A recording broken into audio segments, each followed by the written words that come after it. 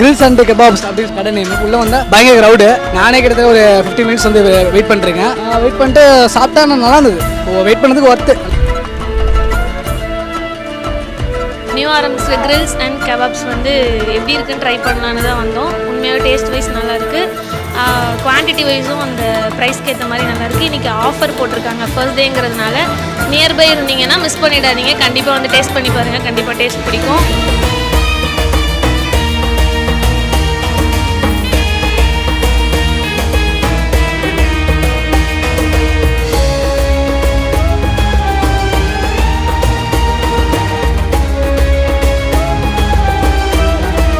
இப்போ வந்து அரும்பாவூரில் police station பக்கத்தில் வந்து கிரில் அண்ட் கபாப்ஸ்னு சொல்லிட்டு புதுசாக ஒரு கடை ஆரம்பிச்சிருக்காங்க. இன்றைக்கி ஓப்பன் டேனால க்ரௌடு நிறையா இருக்குது. இப்போ நானே வந்து ஒரு 1 ஹவராக வெயிட் பண்ணி தான் கிரில் சிக்கனு, ஃப்ரைட் ரைஸு, ஷவர்மாலாம் வாங்கிட்டு இருக்கேன். ரெஸ்பான்ஸு நல்லா சூப்பராக இருக்குது. இதுவரையும் எங்கள் ஊரில் கிரில் வந்து இந்த மாதிரி கடை இல்லை. நாங்கள் சாப்பிட போகணுன்னா பெரம்பலூர் தான் போனோம். அது வந்து எங்களுக்கு ரொம்ப டிஸ்டன்ஸு, ரொம்ப லாங்கு. அதனால் மேக்ஸிமம் நாங்கள் இதை சாப்பிட போகிறதே இல்லை. இப்போ வந்து எங்கள் ஊரில் அரும்பாவூரில் வந்து கிரில் அண்ட் கபாப்ஸ் வந்து ஓப்பன் பண்ணியிருக்காங்க. இது கொஞ்சம் பக்கத்துலேயே இருக்கிறதுனால எங்களுக்கு வந்து சாப்பிட்றது கொஞ்சம் ஈஸியாக இருக்குது.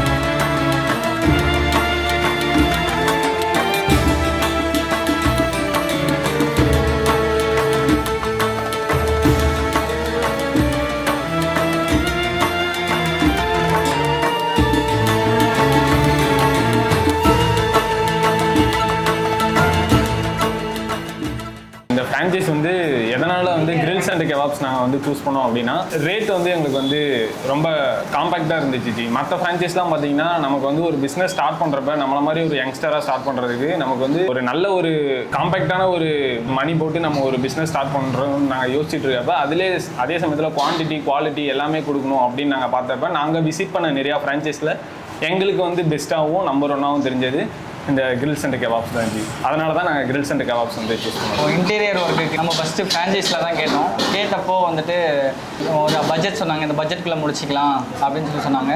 அந்த பட்ஜெட்டை விட நம்மளுக்கு ஏதோ கம்மியாக வேணும் அப்படின்ற போது நீங்கள் பெயிண்டிங் மட்டும் பார்த்துக்கோங்க, மற்ற விஷயத்தெல்லாம் நான் ரெடி பண்ணி தரேன், உங்களுக்கு முடிஞ்ச அளவுக்கு காம்பேக்டாக பண்ணி தரேன் அப்படின்ற மாதிரி சொன்னார்.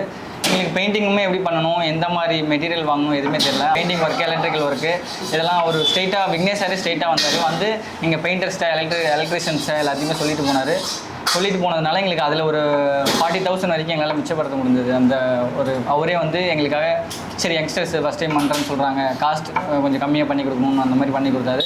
சேம் திங் எங்கள் நிறைய இடத்துல விசாரித்தோம். டேபிள்ஸு இந்த மாதிரி கேஷ் கவுண்டர் எல்லாமே விசாரிக்கும் போது மாடலாகவும் பெருசாக இல்லை, கொஞ்சம் டீசெண்டாகவும் இல்லை, நார்மல் எப்பயும் போல் எல்லா ஹோட்டலில் இருக்க மாதிரி நார்மலாக தான் இருந்தது. கொஞ்சம் ஸ்டைலிஷாகவுமே இல்லை. சேம் திங் ரேட்டும் ரொம்ப அதிகமாக இருக்குது. ஏன்னா இங்கே டிமாண்ட் வேறு எங்கேயுமே கடை இல்லை, 1-2 கடை தான் இருந்தது. அங்கேயும் ரொம்ப டிமாண்ட் இருந்ததுனால ப்ரைஸ் அதிகமாக இருந்த மாதிரி இருந்தது. ஸோ இதுக்குன்னு தனியாக திருச்சியோ இல்லை சைடு சேலமோ போயிட்டு அதுக்கு தனியாக வெஹிக்கலுக்கு காஸ்ட் கொடுத்து எடுத்துகிட்டு வரணும், ட்ராவல் சார்ஜெல்லாம் எடுத்துகிட்டு வரணும் அப்படின்னு சொல்லி யோசிக்கும் போது அதுக்கும் விக்னேஷ் சாரே இருந்துட்டு கூட லிங்க் இருக்கிற ஒரு வெண்டார்கிட்ட பேசி எங்களுக்கு டேபிள்ஸ்லேருந்து கேஷ் கவுண்டர்லேருந்து எல்லாமே எங்களுக்கு பண்ணி கொடுத்தாங்க.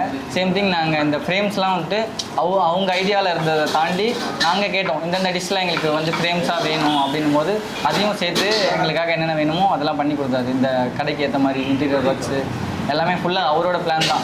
இந்த மாதிரி இருந்தால் நல்லாயிருக்கும். எங்களுக்கு வந்துட்டு இவ்வளோதான் நாங்கள் நினச்சிட்டோம். இல்லை இன்டீரியர் ஒர்க்னால் இதையும் தாண்டி இவ்வளோ விஷயம் இருக்குது அப்படின்னு அவர் எங்களுக்கு சொல்லிட்டு அதே டைம் சேம் காஸ்ட் ஃப்ரெண்ட்லியாகவும் பண்ணி கொடுத்தாரு. நான் சென்னையில் தான் படித்தேன். நிறையா டிஸ்ட்ரிக்ட்லேயும் நிறைய இடத்துலையும் நிறையா சாப்பிட்ருக்கேன். பட் ஆனால் அரேபிக் ஸ்டைலு அப்படின்னும் போது எப்படி இருக்கும் அப்படின்னு சொல்லி நானுமே கொஞ்சம் யோசித்தேன். ஏன்னா அரேபிக் ஸ்டைல் நம்ம மசாலாலாம் எனக்கு சாப்பிட்டது கிடையாது. நான் ஒரு மைண்டில் ஃபிக்ஸ் பண்ணியிருந்தேன், சரி அப்படியே டேஸ்ட்டாக இருந்தாலும் இந்த அளவுக்கு தான் இருக்கும் மசாலாஸு, அதுவும் இந்த மாதிரி தான் இருக்கும், அவ்வளோதான் வச்சுருந்தேன். ஆனால் இவங்க கொடுத்தது வந்துட்டு ஃபுல்லாக காம்பேக்டாக. இப்போ நம்ம என்ன தான் மசாலா யூஸ் பண்ணாலும் அது எக்ஸ்ட்ரா இன்க்ரீடியன்ஸ்னு ஒரு சில மசாலாஸ் யூஸ் பண்ணுற மாதிரி இருக்கும். ஆனால் இந்த ஃப்ரான்ச்சைஸை பொறுத்த வரைக்கும் அந்த மாதிரி எதுவுமே தேவையில்லை. அந்த மசாலா மட்டும் போட்டுட்டு எக்ஸ்ட்ரா இருக்க ஐட்டம்ஸ் மட்டும் போட்டால் போதும். எக்ஸ்ட்ரா மசாலாவோ இல்லை வேறு எதுவுமே பண்ண தேவையில்லை. அந்த ஒரு மசாலாலே எல்லாமே ஃபுல்லாக வந்துடும். ஸோ எங்களுக்கு ப்ரிப்பரேஷன் டைமும் ஈஸியாக இருந்தது. எங்களுக்கு ஈஸியாக ஒர்க் பண்ணுறதுக்கும் எங்களுக்கு கொஞ்சம் ட்ரைனிங் பண்ணுறதுக்கும் ஈஸியாக கற்றுக்கிறதுக்கும் ஹெல்ப்ஃபுல்லாக இருந்தது.